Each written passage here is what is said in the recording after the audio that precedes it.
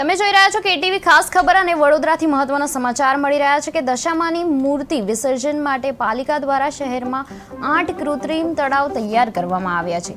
ભાયલીના તળાવમાં શાસ્ત્રોક્ત વિધિ દ્વારા પવિત્ર નદીઓનું જળ અર્પણ કરાયું હતું, જેમાં સરસ્વતી, નર્મદા, મહીસાગર, તાપી, સાબરમતી અને ગંગા નદીનો સમાવેશ થાય છે।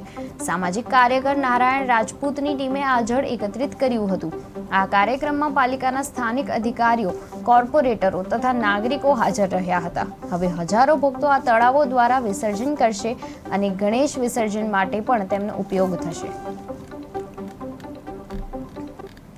પોન્ડ છે એનો ઉપયોગ આપણે આમાં કરવાના છે। એ સિવાય કહી શકાય કે અલગ અલગ એરિયામાં 5 જેટલા આર્ટિફિશિયલ પોન્ડ તૈયાર કરવામાં આવ્યા છે। તરસાલી માર્કેટ પાસે 25 બાય 15 બાય 3 મીટરનું 6,75,000 લીટરની ક્ષમતાવાળું તળાવ તૈયાર કર્યું છે।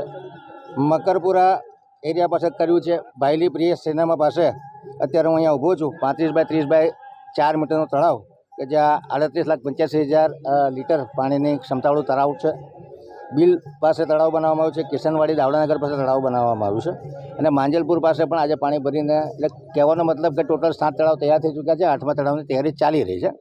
તમામ નાગરિકોને આપના માધ્યમથી અપીલ છે કે જે ડેડિકેટેડ તળાવ છે એમ જ મૂર્તિઓનું વિસર્જન કરવામાં આવે। પોલીસ ડિપાર્ટમેન્ટ જોડે સંકલન કરી અને ટ્રાફિકની વ્યવસ્થા, દરેક એમાં એક એન્ક્લોઝ પોન્ડ છે એનો